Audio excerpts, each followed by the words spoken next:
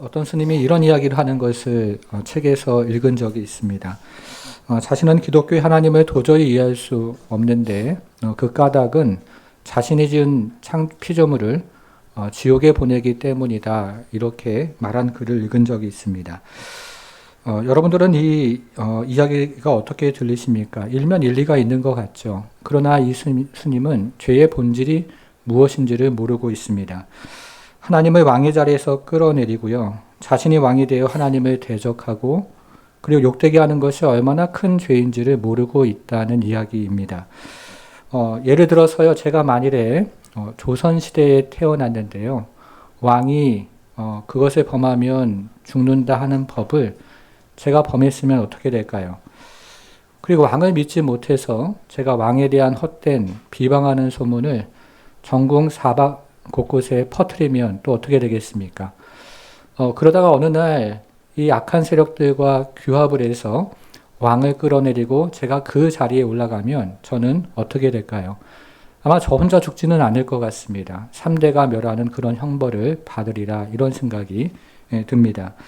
이 같은 죄가 아담을 통해서 우리 삶에 들어왔고 이 죄는 아담만 타락시킨 것이 아니라 모든 인간의 존엄과 영광을 나락으로 끌어내리면서 우리 인생 가운데 참으로 본성의 부패가 찾아오게 됩니다. 그래서 오늘은 죄로 말미암아서 우리 인생이 어떻게 부패가 되었는지 그것을 함께 좀 생각해 보고자 합니다. 오늘 본문을 시작하는 7절을 같이 한번 다시 읽어보겠습니다. 7절을 같이 한번 읽어볼게요. 시작. 이에 그들의 눈이 밝아져 자기들이 벗은 줄을 알고 우아가 나뭇잎을 엮어 치마로 삼았더라. 지금 선악과를 먹은 아담과 하와는 뱀의 말대로 눈이 밝아집니다. 우리가 죄의 미혹을 이기기 어려운 이유는 보암직도 하고 먹음직도 할 뿐만 아니라 실제로 그 미혹이 이야기하는 것처럼 실제로 되어지는 것처럼 보이기 때문에 그렇습니다. 그러나 아담과 하와는 뱀의 말대로 눈이 밝아져서 이전보다 더 많은 것을 보았지만 하나님처럼 본 것이 아니라 자신 안에 수치가 찾아온 것을, 벌거벗음이 찾아온 것을 보게 되었습니다. 뱀의 말대로 눈이 밝아져서 새로운 것을 보았지만 하나님과 함께 누리던 부귀와 그리고 존영이 사라지고 그 가운데 수치와 상실이 찾아온 것을 보게 된 것입니다. 여러분, 지금도 마귀는 같은 방식으로 우리를 유혹합니다. 처음에는요. 마귀가 약속한 대로 우리가 바라고 원하는 것들이 이루어지는 것 같지만 결국에는 하나님 안에서 누리던 그 부여와 존영을 모두 잃어버리게 됩니다. 마귀의 유혹대로 죄를 선택하면 눈이 밝아져서 더 나은 삶을 살아갈 수 있을 것 같은 생각이 들지만 결국에 우리 인생이 마주하는 것은 상실과 채울 수 없는 수치를 마주하게 된다는 것입니다. 여러분, 아담이 선악과를 먹을 때요, 이 마귀가 약속한 지혜가 어떤 지혜였습니까? 신적인 지혜였습니다. 그러나 실제로 아담이 경험한 지혜는 신적인 지혜가 아니라 자신이 마련한 나뭇잎으로 상실과 그리고 수치를 가리는 보잘것없는 지혜였습니다. 가릴 수 없는 지혜였죠. 그 이후로 모든 인생은 본성적으로 이 나뭇잎과 같은 가릴 수 없는 이 인간적인 지혜를 가지고 상실과 수치를 가리기에 여념이 없는 그런 인생이 되었습니다. 여러분, 청년들은 자신을 이해하는 이상적인 배우자를 만나면 만족한 삶을 살아갈 것이라고 믿지만 인간 안에 있는 수치와 상실은 그렇게 해결되지가 않습니다. 노후가 보장이 되고 건강하게 살면 근심 걱정 없이 살 것이라고 생각하지만 인간은 마지막 호흡을 다할 때까지 이 수치와 상실감을 끌어안고 살아가는 것이 우리의 인생입니다. 사회적으로 성공해서 부와 명예를 누리고 자식들은 모두 명문대에 다녀서 남들이 부러워할 것 같은 그런 인생을 살아갈지라도 영혼에 각인되어 있는 수치와 상실은 결코 해결되지가 않습니다. 그래서 우리 인생을 한마디로 이야기하면 이 보잘것없는 나뭇잎을 가지고 자신의 지혜를 가지고 수치와 상실을 채우려는 수고라고 할 수 있습니다. 여러분, 그러나 우리 인생의 이 수치와 상실은 사람이 마련한 나뭇잎과 같은 보잘것없는 지혜로 결코 포장받게 할 수가 없는 것이죠. 그 안에 있는 영혼의 중심과 마음의 중심, 그 상실감을 결코 채울 수 없는 것이 인간이 가지고 있는 나뭇잎과 같은 지혜라는 것입니다. 이것이 바로 제가 불러온 수치와 상실입니다. 바로 그때 하나님은 아담을 찾아오십니다. 8절인데요. 8절 같이 읽습니다. 시작.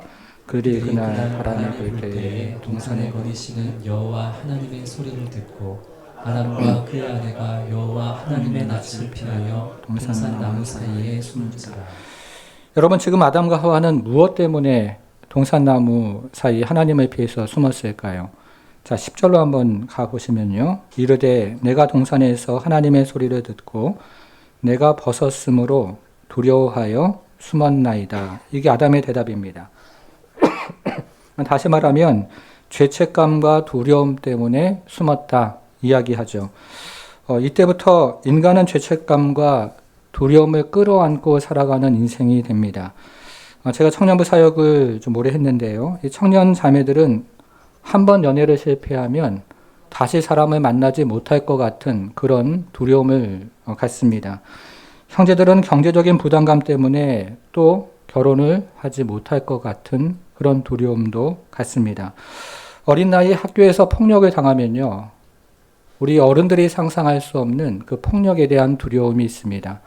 어릴 때 부모와 떨어져서 자란 인생은 나중에 커서도 분리, 불안에 대한 두려움이 있습니다. 우리 모든 인생이 나름대로의 죄책감과 두려움을 가지고 살아가는 그런 인생이 되었다는 뜻입니다.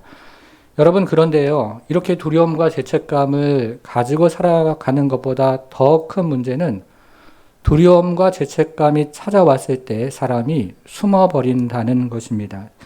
여기저기 숨습니다. 심지어는 교회에 와서도 여기저기 위에서 또 구석으로 숨는 것이 우리의 인생인데요.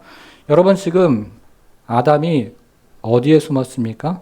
동산, 나무 사이에 숨었다 이렇게 얘기하죠. 근데 앞뒤 문맥을 보면 여기에 나오는 동산, 나무 사이는 우리가 지난주에 살펴보았던 선악을 알게 하는 나무 사이에 숨었다는 뜻입니다. 아담이 매우 어리석게도 자신에게 수치와 그리고 상실을 가져온 그 나무 사이에 숨어서 더 많은 나뭇잎으로 지금 죄책감과 그리고 두려움을 가릴 수 있다고 생각을 하지만 죄책감과 두려움, 인생의 즐거움은 그런 식으로 가려지지 않는다는 것이 인생의 비참함이 거기 있는 것입니다. 저는 오래전에 중국 라마 불교의 본산지인 청해성을 방문한 적이 있습니다. 30년도 더 된 이야기인데요. 지금도 그러나 생생하게 기억이 나는 것은 이 청해성 그 절에서 사람들이 불상 앞에서 어찌나 절을 했던지 무릎 부분이 움푹 패여 있는 것이 지금도 저는 생생하게 기억이 납니다. 여러분, 그런데요, 거기서 그렇게 3,000배를 하고 또 3,000배를 하지만 우리 영혼 안에 새겨져 있는 죄책감과 두려움은 그런 식으로 해결되지 않습니다. 나무 사이에 숨는 것으로 해결되지 않는다는 것입니다. 우리 영혼 가운데 각인된 이 죄책감과 두려움은 하나님의 큰 사랑이 우리 마음 가운데 밀려오고 하나님의 그 은혜가 우리 영혼 가운데 밀려올 때 사라지는 것을 경험하게 됩니다. 아무 조건도 따지지 않으시고 아무 자격도 따지지 않는 그 하나님의 사랑과 은총이 우리 영혼을 덮을 때 두려움이 사라지는 것입니다. 여러분, 우리 주님은 3,000배를 해야 우리를 받아주시는 분도 아니고 우리가 아침부터 저녁 늦은 시간까지 자신을 깎아가며 채찍질하며 열심히 살아야 받아주시는 분이 아닙니다.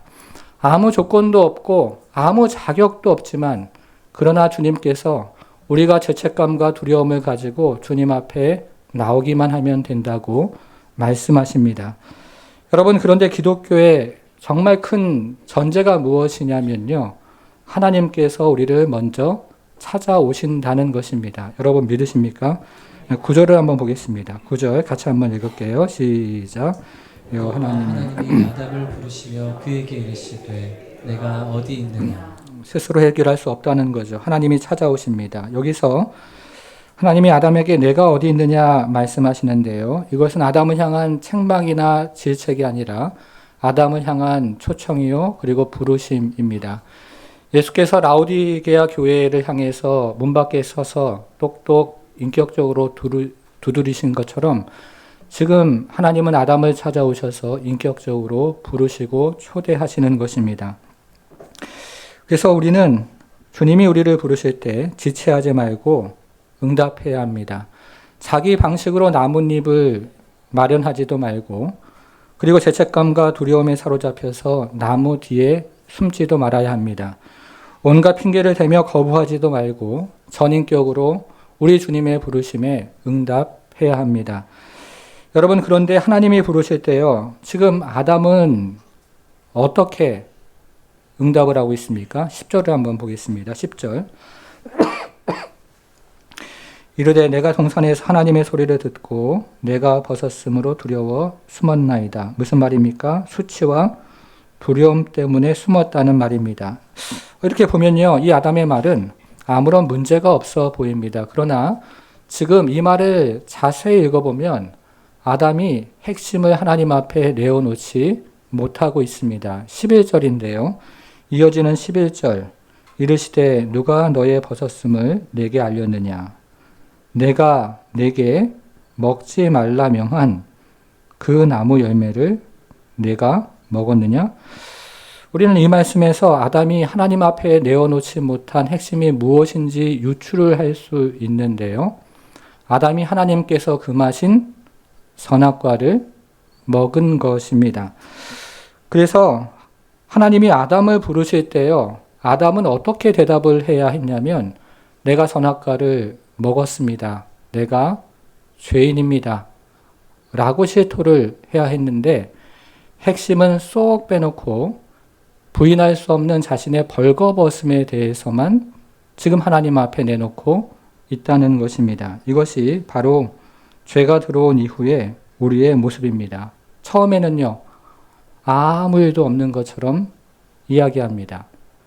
들통이 나면요, 부인할 수 없는 벌거벗음에 대해서만 이야기합니다.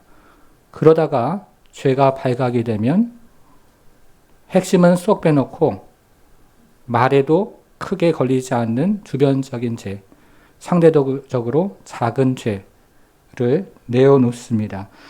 진짜는 쏙 빼놓고요, 덜 부끄러운 거, 덜 체면이 깎이는 것만 내어놓는 것이 우리 본성의 상태가 되었다는 것입니다. 여러분, 우리는 교회에 왜 모일까요? 교양을 자랑하거나 자신의 지혜로 마련한 그 나뭇잎의 크기나 색깔, 종류를 그리고 숫자를 자랑하기 위해서 교회로 모이는 것이 아닙니다. 그리고 우리는요, 누구나 그럴 수 있는 윤리적인 허물, 도덕적인 죄를 꺼집어 내어놓고 자신이 얼마나 솔직하고 정직한 사람인지를 인정받기 위해서 교회로 모이는 것도 아닙니다. 내가 하나님 앞에 1대1로 서서 내가 죄인임을 고백하고 정말로 그 안에서 복음을 경험하고 예수 그리스도 안에 있는 그 보혈의 은총을 경험하기 위해서 우리는 이 예배 자리에 나온 것입니다. 여러분, 이렇게 하나님과 1대1로 만난 경험이 있는 사람은 다른 사람을 만날 때에도 자기 체면에 도움이 될 만한 것만 꺼집어 내놓고 이야기하는 것이 아니라 정말이지 서로가 인격과 인격이 만나는 그런 복된 소통을 경험하는 인생이 됩니다. 그러면 하나님께서 이렇게 선악과를 먹었느냐라고 물으실 때요, 아담은 지금 어떻게 대답을 하고 있습니까? 이제 12절로 가보겠습니다. 12절. 아담이 이르되 하나님이 주셔서 나와 함께 있게 하신 여자 그가 그 나무 열매를 내게 주므로 내가 먹었나이다. 여러분이 아담의 말을 다시 한번 좀 보셔요. 한마디로 요약하면 이런 것입니다. 긴 변명 그리고 짧은 고백, 이렇게 요약이 됩니다. 하나님이 아담의 죄를 묻자 이제 아담은 어쩔 수 없이 자신의 죄를 고백하는데요, 매우 짧게 고백합니다. 뭐라고 고백합니까? 맨 마지막에 내가 먹었나이다. 짧죠? 여러분, 그러나 그 앞에 있는 말은 다 변명인데요. 이 아담의 변명은 마치 자신의 의도가 잘못 전달될까 걱정하는 사람처럼 매우 또렷하고 매우 길게 지금 변명을 하고 있습니다. 그런데 이 아담은 이 자신의 죄를 여자에게 돌리면서 그 여자 때문이라고 지금 변명을 하고 있습니다. 여러분, 이 모습을 한번 머릿속으로 상상을 해보십시오. 지금 아담은요, 마치 그곳에 수천 명의 여자가 있어서 하나님 헷갈리실까봐 그 여자, 손가락으로 딱 그 여자를 가리키는 것처럼 자신의 죄를 그 여자에게 돌리고 있습니다. 자, 그 여자는 어떤 여자일까요? 12절 다시 한번 보겠습니다. 아담이 이르되 하나님이 주셔서 나와 함께 있게 하신 여자, 그 여자가 어떤 여자예요? 그 여자는 하나님께서 아담에게 주신 선물이었고, 아담도 내 뼈 중에 뼈요 살 중에 살이라고 열렬히 환호하면서 반응했던 여자였습니다. 그런데 지금 아담이 하는 말은 하나님이 주신 그 선물이 매우 악하고 그 때문에 내가 죄를 지었다라고 하면서 결국에는 자신의 잘못을 하나님께로 돌리고 있습니다. 이어지는 내용을 보면 하와도 마찬가지인데요. 하와도 자신의 의지로 분명히 선악과를 따먹었음에도 뱀 탓을 하며 자신의 잘못을 뱀에게로 돌리고 있습니다. 여러분, 이제 사람들은 할 수만 있으면 자신의 죄를 부인합니다. 궁지에 물려서 어쩔 수 없이 인정할 수밖에 없는 자리에 가면 변명을 길게 늘어놓기를 시작하는데요.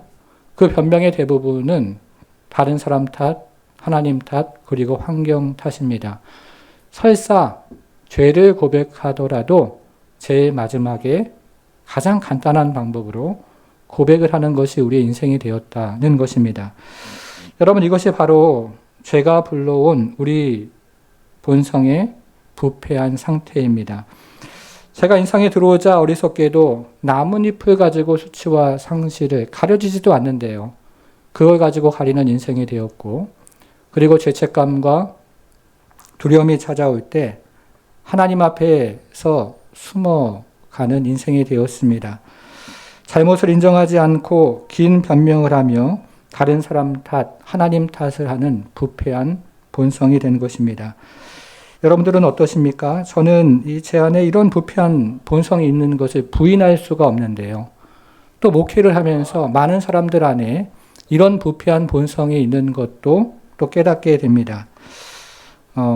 이전 교회에서 청년부 사역을 할 때였는데요. 이 청년부의 국내 선교국에서 대안학교를 그 안에 다니고 있는 학교 학생들에게 수학이나 영어를 가르쳐주는 그런 가외 같은 것들을 해준 적이 있는데요. 이 학교에 다니는 친구들은 대부분 가정 형편이 어려운 학생들이었습니다. 어느 날 이 대안학교의 원장님으로부터 전화가 왔는데 섬기는 청년 중에 하나가 그곳에 있는 대안학교의 여학생과 성관계, 성폭행을 했다는 그런 전화가 걸려왔습니다. 제가 그 청년을 불러서 사실 확인을 했는데 이 청년이 하는 말이 그런 일이 없다는 것입니다. 결국 이 사건은 경찰서로 넘어가고 경찰에서 조사를 하다가 두 사람이 성관계를 맺었다는 증거가 하나씩 나오기를 시작합니다. 그래서 다시 그 청년을 불러다가 확인을 했더니 그때서야 자기 성관계를 맺었다라고 이야기를 하는데 그것도 이야기하기를 서로 합의해서 성관계를 맺었다고 이야기를 하는 것이었습니다. 여러분, 서로 합의해서 성관계를 맺으면 괜찮은 것입니까? 저는 그 말을 듣고 너무나 화가 나고 그리고 너무나 어이가 없고 너무나 어처구니가 없었습니다. 그리고 며칠 후에 그 대안학교를 찾아가서 그 원장님에게 용서를 구하고 그리고 원장님과 함께 그 아이를 만나게 되었습니다. 그 아이가 받은 상처를 생각하니까요. 너무나 미안한 거예요. 그리고 어쩌면 평생 그 상처를 가지고 살아갈 그 아이의 인생을 생각하니까 너무나 마음이 찢어지는 것 같았습니다. 그때 성령께서 제 안에 정말 강하게 역사를 하셨는데요. 죄에 대한 슬픔과 애통함을 제 안에 한없이 부어주시기를 시작하고, 그리고 그 여자아이에 대한 뭐라고 이야기할 수 없는 성령님의 마음을 제 안에 가득 부어주시기를 시작했습니다. 그래서 저는 그 자리에서 정말 무릎을 꿇고 그 여자아이에게 미안하다고 이야기를 했는데요. 제가 지은 죄는 아니지만 그것이 마치 저의 책임인 것처럼, 저의 탓인 것처럼, 그래서 그 여자아이에게 내가 잘못 가르친 책임이라고 이렇게 용서를 구했습니다.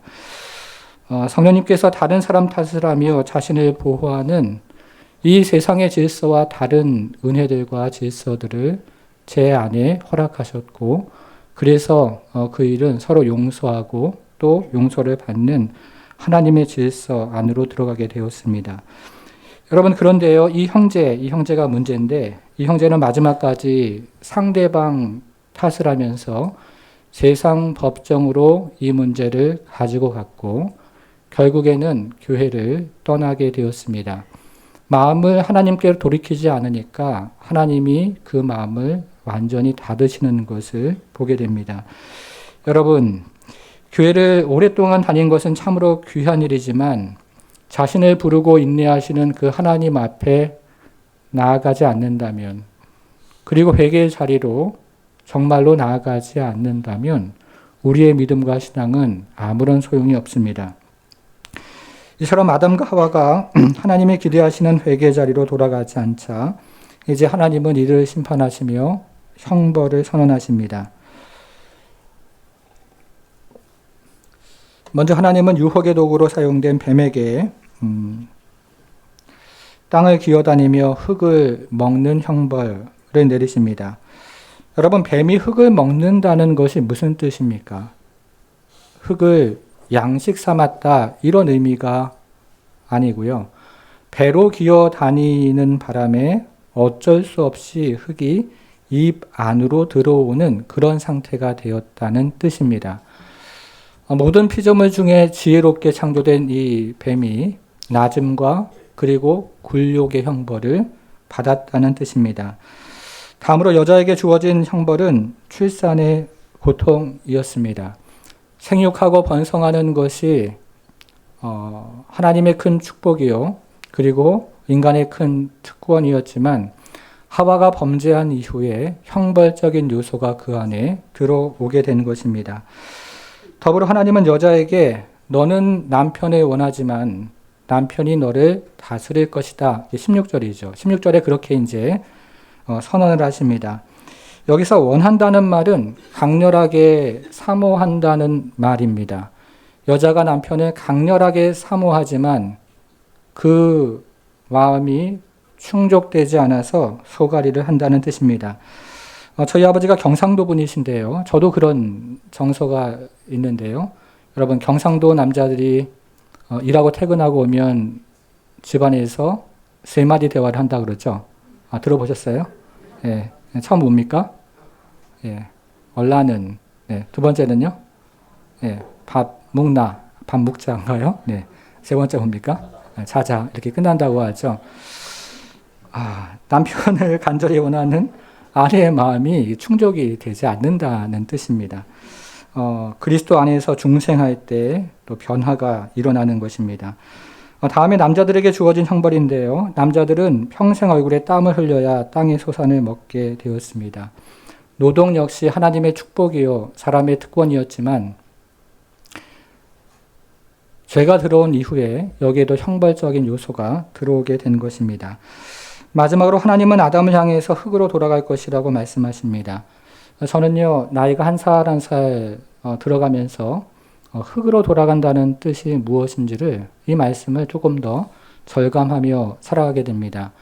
청년의 때는요, 죽음에 대해서 생각하지를 않지만 저와 같이 종종 임종의 자리를 지키는 사람에게는 정말이지 인생이 티끌이요, 그리고 인생의 마지막이 흙이라는 사실이 마음 깊이 새겨집니다. 여러분, 부자의 인생도 마지막은 흙이요, 가난한 자의 인생도 마지막은 흙입니다. 배운 자의 인생도 마지막은 흙이요, 배우지 못한 자의 인생도 마지막은 흙입니다. 모든 인생의 마지막이 흙인데 하나님 말씀 그대로 이루어지고 있습니다. 그런데도 하나님은 이런 인간에게 긍휼을 베풀어 주십니다. 심판을 선언하는 중에도요, 그의 긍휼과 자비하심을 잊지 않으십니다. 자, 21절로 가보겠습니다. 21절 같이 읽을게요. 시작. 여호와 하나님이 아담과 그의 아내를 위하여 가죽 옷을 지어 입히시니라.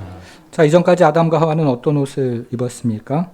무화과 나무. 근데 이 옷은요, 아무리 잘 만들어도 며칠 지나면 태양볕에 이내 말라져서 수치와 상실을 가릴 수가 없습니다. 재능이 아무리 탁월하고 사회적인 신분이 아무리 높고 돈이 아무리 많아도 그런 무화과 나무 잎으로 만든 지혜는, 그리고 인간의 노력은 수치와 상실을 가릴 수 없다는 뜻입니다. 바로 그때 여호와 하나님은 가죽 옷을 지어 입히십니다. 흙으로 돌아가는 것이 정당한 형벌임에도 불구하고 자비와 은혜가 풍성하신 하나님이 직접 가죽 옷을 지어서 인간을 입혀 주십니다. 여러분, 왜 하필이면 가죽 옷일까요? 여기서 말하는 옷은요, 케토넷이라는 히브리 말을 번역한 것인데요. 이 옷은 짧은 옷이 아니고 발목까지 내려오는 긴 옷을 의미합니다. 이것은 하나님께서 인간의 수치와 상실을 완전히 가려 주신다, 이런 의미가 있고, 또 가죽 옷이라는 것은 영원토록 가려 주신다, 이런 의미가 있습니다. 특별히 가죽으로 만든 옷은 인간의 수치가 나뭇잎으로 가릴 수 있는 수치가 아니라 누군가가 죽어서 피를 흘려야 가릴 수 있는 그런 수치라는 뜻입니다. 인간의 죄가 인간이 마련한 그 지혜와 노력, 나뭇잎으로 해결할 수 있는 것이 아니라 구주께서 하늘의 영광을 뒤로하고 이 땅에 오셔서 십자가에 못 박혀 돌아가시고 거기서 흘린 물과 피를 흘려야 가려질 수 있는 그런 죄라는 것입니다. 사랑하는 여러분, 여러분들은 지금 무엇으로 옷을 입고 있습니까? 여전히 자신의 지혜와 노력, 그것을 의미하는 나뭇잎으로 옷을 입고 있습니까? 아니면 예수 그리스도로 옷을 입고 있습니까? 바라기는 이 자리에 있는 모든 분들은요, 예수 그리스도의 옷을 입는 그런 성도가 되기를 바랍니다. 이어서 하나님은 아담과 하와를 동산에서 쫓아내십니다. 22절, 23절 같이 읽습니다. 시작. 여호와 하나님이 이르시되 보라, 이 사람이 선악을 아는 일에 우리 중 하나같이 되었으니 그가 그의 손을 들어 생명나무 열매도 따먹고 영생할까 하노라 하시고, 여호와 하나님이 에덴 동산에서 그를 내보내어 그의 근원이 된 땅을 갈게 하시니라. 저는 오늘 본문을 준비하면서 예전에 부흥의 강사로 오신 화정보 목사님 책에서 도움을 좀 받았는데요. 22절을 이해하는데 많은 도움을 받았습니다. 여기 보니까 아담과 하와가 선악을 아는 일에 하나님같이 되었다, 이렇게 이야기를 하는데요. 이것을 바르게 이해하는 것이 오늘 본문을 이해하고 또 나머지 성경을 이해하는 데도 굉장히 중요합니다.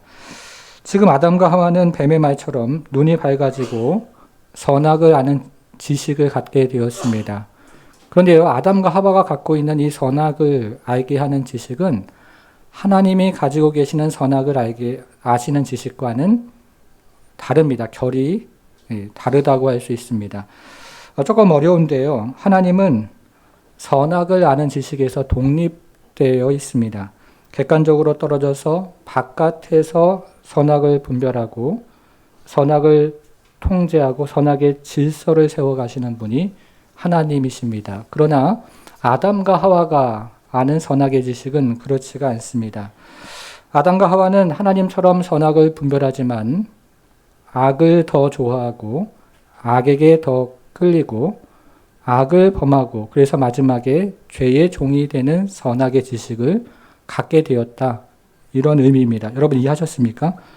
아담의 본성이 악한 쪽으로 기울어져서 마치 물 만난 물고기처럼 매우 쉽게 악을 행하는 그런 성향이 되었다, 이런 의미를 가지고 있는 것입니다. 여러분, 지금 우리가 살아가고 있는 이 시대가 생각하는 자유가 무엇입니까? 자기가 원하는 것 하는 것이 자유죠. 그러나 우리가 선과 악을 균형 있게 아는 것 같지만 사실은 악을 더 좋아하고 악에게 더 끌려서 악의 통제 아래 들어가는 것이 인생이라는 것입니다. 그래서 자기가 원하는 대로 살면요, 결국에는 욕망의 종이 되고 또 탐욕의 종이 되다가 마지막에는 죄의 종이 되는 것입니다. 그렇기 때문에 하나님은 죄에 치우친 상태에서, 죄인이 된 상태에서 생명나무를 따먹고 영생할까봐 아담과 하와를 에덴 동산에서 쫓아내신 것입니다. 형벌이지만 여기에는 은혜의 요소도 있다는 것입니다. 여러분, 사람이 무엇으로 만들어졌습니까? 흙으로 만들어졌죠. 흙으로 하나님이 사람을 지으셨는데요. 이때 지으셨다는 야찰이라는 히브리 말은 토기장이가 예술작품을 짓다 할 때 사용하는 단어입니다. 여러분, 한 사람 한 사람이 옆에 분 보기 좀 쑥스럽지만 하나님이 만드신 걸작품이라는 뜻이죠. 그리고 하나님은 사람의 코에 생기를 불어넣으셨는데요. 의로운 영, 의의 영을 불어넣으신 것입니다. 그래서 처음 사람은 거룩하고 의로운 존재로 지음을 받았습니다. 하나님과 세상에 대한 온전한 지식과 하나님과 선을 향하는 의지로 충만하고 그리고 순결하고 거룩한 정서를 가진 그런 인간으로 지음을 받은 것입니다. 그러나 하나님을 왕의 자리에서 쫓아내고 자신이 왕의 자리를 차지하면서 죄가 인간의 삶 가운데 들어왔습니다. 여러분, 그런데요, 이 교회를 다니면서도 우리가 죄가 얼마나 그 힘이 강력한지를 잘 깨닫지 못하고 살아갈 때가 참 많은데요. 죄가 인생 가운데 들어오자 인간의 모든 지복과 그리고 존영을 망가뜨리고 이 세상 가운데 있는 수많은 갈등과 부조리 그리고 참으로 고통과 가난과 기근을 조장하기를 시작합니다. 특별히 죄는 인간 안에 있는 본래의 의가 있고 본래의 거룩이 있는데 이것들을 다 망가뜨려서 인간의 지각은 바닷가에 옆으로 걷는 그 개처럼 바르고 똑바로 보지를 못하게 되었고 인간의 의지는 악의 성향으로 기울어지게 되었고 인간의 정서는 거룩한 것을 쉽게 잃어버리고 인생의 쓴뿌리를 담아내는 그런 온상과 같은 들쑥날쑥한 불안정한 정서가 된 것입니다. 그래서 이 부패한 본성은 자기 중심을 낳습니다. 부부가요, 같은 말을 하지만 말이 통하지 않는 이유가 무엇일까요? 이 땅에서 우리가 같은 땅에 살고 같은 음식을 먹으면서 돈과 서가 나누어지고 그리고 세대 간에 건너갈 수 없는 그런 차이가 생기고 차별과 구별을 가지고 살아가고 그리고 참으로 정치적인 견해가 분분하면서 자기 주장만이 옳다고 이야기하는 것이 어디서 비롯된 것일까요? 자기중심적인 성향, 인간의 부패한 본성에서 비롯된 것입니다. 여러분, 오늘 본문을 한번 보셔요. 지각이 망가지고 어두워지니까 어리석게도 무화과 나무 잎을 가지고 수치를 가립니다. 그런데요, 이 무화과 나무 잎이 시들면 처음으로 돌아가서 하나님께로 돌아가야 하는데 더 수많은 무화과 나무 잎을 찾아서 하나님에게로 가지 않는 것이 우리 인생이 되었다는 것입니다. 그뿐입니까? 8절을 한번 보겠습니다. 8절. 자, 그들이 찾았습니까? 그들이 그날 뭐가 봅니까? 바람이 불 때 동산에 거니시는 여호와 하나님의 소리를 듣고, 여기서 바람은 영이라는 의미의 루하흐라는 히브리 말을 번역한 것인데요. 그래서 바람이 분다는 것은 하나님의 임재가 아담과 하와를 찾아온다, 이런 의미를 가지고 있습니다. 그런데요, 이 거룩한 정서가 망가지니까 거룩한 분이 부담스럽고 거룩한 일이 부담스러워져서 거룩한 분을 지금 피해서 동산 나무 사이로 숨고 있다는 것입니다. 정서가 망가집니다. 인간의 의지는 어떻습니까? 의지는 악으로 기울어지면서 다른 사람 탓을 하고 하나님 탓을 하는 본성을 갖게 되었습니다. 죄의 힘이 어찌나 강렬한지 인간 본성의 부패를 가져온 것입니다. 그래서 하나님은 죄에 치우친 상태에서 생명나무의 열매를 먹고 영생하지 못하도록 이들을 에덴 동산에서 쫓아내시고 쫓아낸 이들이 에덴 동산으로 들어오지 못하도록 그룹들과 그곳에 불칼을 세우십니다. 마지막 24절인데요. 24절에 보겠습니다. 이같이 하나님이 그 사람을 쫓아내시고 에덴 동산 동쪽에 그룹이라고 되어 있죠. 여러분 그룹이 뭡니까? 그죠? 하나님을 가장 가까이서 모시는 천사입니다. 천사. 그렇죠? 그룹들과 두루 도는 불칼을 두어 생명나무의 길을 지키게 하시니라. 에덴 동산은 하나님께서 온전히 임재하시고 통치하는 장소였기 때문에 구약의 성소였습니다. 성전이었다는 뜻입니다. 그러나 하나님은 타락한 인간을 하나님의 성전인 에덴 동산에서 쫓아내시고 에덴 동산 입구에 불칼과 그룹을 두어서 사람이 에덴 동산으로 들어오는 것을 막으셨습니다. 구약 성경을 우리가 생각하는데요. 그 이후에 모세가 성막을 지었는데 거기 하나님의 임재가 있었고 그 이후에 솔로몬이 성전을 지었는데 그 안에 하나님의 임재가 있었지만 모세의 성막과 솔로몬의 성전의 지성소 입구에 휘장을 이렇게 둘러서 일반 사람들이 지성소 하나님의 임재 안으로 들어오지 못하게 막으셨습니다. 여러분, 그런데 이 성전의 입구를 막고 있는 이 휘장에 그림이 있었는데요. 이 그림이 어떤 그림인지 혹시 아십니까? 일반인들이 지성소에 들어오지 못하게 그 휘장에 그림을 그려놨는데 이 그림이 바로 그룹들 형상이 그려져 있는 그런 휘장의 그림이었습니다. 그룹 천사들이 에덴 동산을 막고 있는 것처럼 성전과 성막을 막고 있다는 뜻입니다. 그러나 예수님이 십자가에 돌아가실 때 지성소에 있는 휘장이 어떻게 됩니까? 다 찢어지는 역사가 일어납니다. 그래서 우리는 악원으로 인도하셨다는 것입니다. 예수님이 십자가에서 병정들의 불칼을 맞으시고 그리고 지성소를 가로막고 있던 그 휘장이 다 찢어짐으로 우리가 낙원으로 들어갈 수 있는 길이 열린 것입니다. 구주의 대속의 은혜를 믿고 의지하는 모든 자에게 자격을 묻지 않고 따지지 않으시는 그 하나님께서 낙원으로 들어가 생명나무로 가는 그 길을 허락해 주신 것입니다. 여러분, 세상은 지금도 이 십자가의 지혜를 미련하다 여기지만 십자가의 지혜는 십자가의 지혜를 믿는 자에게 구원의 능력이 되는 것을 믿으시기를 바랍니다.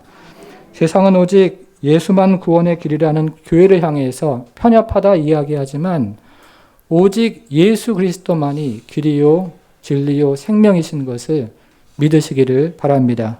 저와 여러분 모두가 그 길로 나아가서 오늘도 한 주간 또 살아가면서 진실된 하나님의 백성으로 살아갈 뿐만 아니라 그 안에서 성령의 충만한 가운데 우리 하나님을 만나서 주와 함께 교제하는 그런 아름다운 성도의 인생을 살아가는 우리 모든 성도가 되기를 주님의 이름으로 축원합니다.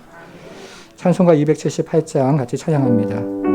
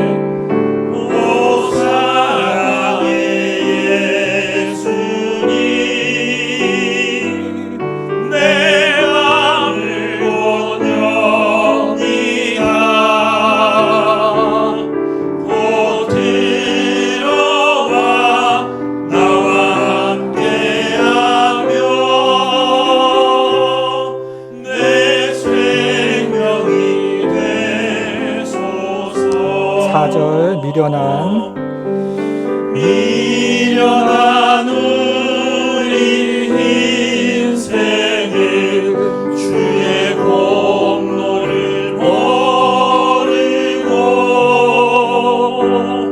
그 쓸쓸한 사막 가운데 늘 헤매고 다녔네. 오 사랑의 예수님, 내 맘을 온영이라. 곧 들어와 나와 함께하며 내 생명이 되소서.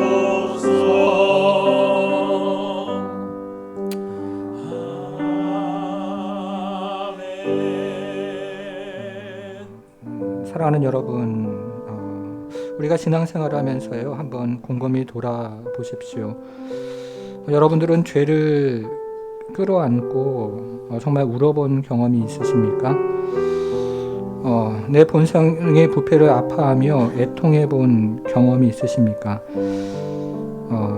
죄를 안고 울 줄 아는 인생은요, 이 복음 안에 있는 존귀와 영광과 깊이를 압니다. 정말 자격 없는 인생, 정말 아무것도 없는 인생 가운데 성령께서 찾아오셔서 다시 끌어내시고 그 안에서 주셨던 그 은혜의 깊이가 얼마나 크고 얼마나 깊고 얼마나 높고 넓은지를 아는 인생이 됩니다. 우리가 인생을 살아가면서, 아니 신앙생활을 하면서 정말 중요한 주제 중에 하나는요, 내가 얼마나 큰 죄인인가를 깨닫는 것입니다. 이야기로 들어서 인정하는 것도 필요합니다. 여러분, 그러나 때로는요, 성령의 강권하는 역사로 내가 얼마나 큰 죄인이고 나의 본성이 얼마나 부패했는지를 깨닫는 것도 필요할 때가 있습니다. 저는요, 지금 이렇게 우리가 복음을 함께 들으면서 또 다음 시간, 그 다음 시간까지 우리가 얼마나 부패한 본성을 가지고 죄인됨을 가지고 살아가는가를 함께 나누는데요, 이 시간이 끝나기 전에 우리 인생 가운데, 우리 신앙생활 가운데 정말 성령의 은혜로 내가 얼마나 큰 죄인이고 나의 본성이 얼마나 부패했는지를 깨닫는 그런 역사가 있기를 바랍니다. 우리가 오늘 본문 말씀을 기억하면서 다시 한번 주께서 주신 은혜를 가지고 주 앞에 나아가 기도하도록 하겠습니다. 기도합니다. 하나님 아버지, 복음을 깨닫는 인생이 어떤 인생입니까? 정말 자신의 죄인됨을 고백하고 그리고 본성 안에 있는 부패함을 끌어안고 울 줄 아는 인생, 애통해본 경험이 있는 인생, 그것이 얼마나 하나님 아버지 아프고 그리고 그것이 얼마나 애통하고 그것이 얼마나 하나님 아버지 죄스러운지 주 앞에 하나님 마음 놓고 울어본 그 인생, 그 인생은 하나님 아버지 참으로 주의 복음의 그 영광이 얼마나 큰지, 그리고 하나님 아버지 그 복음의 사랑이 얼마나 깊은지, 하나님, 그래서 우리가 그리스도 예수 앞에 나아갈 수밖에 없고, 하나님, 그 예수가 참으로 나의 구주가 되고 그리고 주인이 됨을 고백하지 않을 수가 없는 그 인생인 것들을 고백합니다. 주님께서 우리 사랑하는 성도들 기억하여 주시고, 하나님 아버지, 성경이 말하는 이 인간의 죄악과 그리고 부패한 본성을 이 복음이 들려지는 동안 하나님 깨달아 하나님 아버지 다시 한번 우리 구주께서 주신 이 구원의 영광을 맛보는 모든 인생들이 될 수 있도록 우리 하나님 함께해 주옵소서. 하나님 아버지, 우리가 지난 일주일을 또 돌아볼 때 어제 새벽에 주신 말씀처럼 성전 미문에 앉아있는 거린처럼 하루하루 하나님 아버지 인생을 살아가는데 급급한 것은 하나님, 우리 부패의 본성에 가져온 우리의 지각 때문에 바른 것을 보지 못하고 보아야 할 것들을 놓치며 하나님 아버지 정서가 어그러져서 마치 하나님이 없는 것처럼 살아가는 하나님, 그런 인생인 것들을 고백하지 않을 수 없습니다. 하나님 아버지, 다시 한번 성령께서 하나님 아버지 찾아오시고 인도하셔서 우리의 하나님 지각이 열리고 우리의 정서가 거룩해지며 성령의 은혜로 우리의 의지가 하나님을 향하는 의지되게 도우셔서 하나님 아버지 우리가 복음을 가지고 한 주간 기쁘고 즐겁게 살아가는 은혜가 있도록 우리 하나님 역사하여 주옵소서. 이제는 우리 주 예수 그리스도의 은혜와 하나님의 크신 사랑과 성령의 감화 감동 충만케 하심이 내가 부패한 본성을 가진 죄인임을 애통하며 오직 예수만이 길이요 생명임을 고백하는 모든 성도들 머리 위에 이제부터 영원토록 함께 하실지어다. 아멘.